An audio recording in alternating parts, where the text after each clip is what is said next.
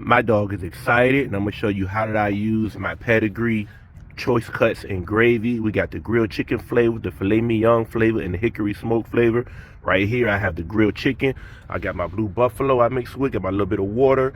Here we go. Always make sure that you always use, if it's your first time using this, and when you mixing it, always make sure you don't use that much, because you don't want to, you want to easy on your dog's stomach.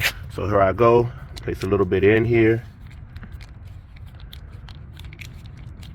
There we go, not too much, just to get the smell going, just to get them going. Then I add a little bit of water,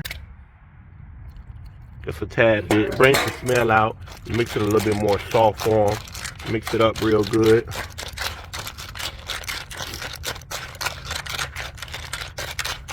And then watch them eat. Go ahead.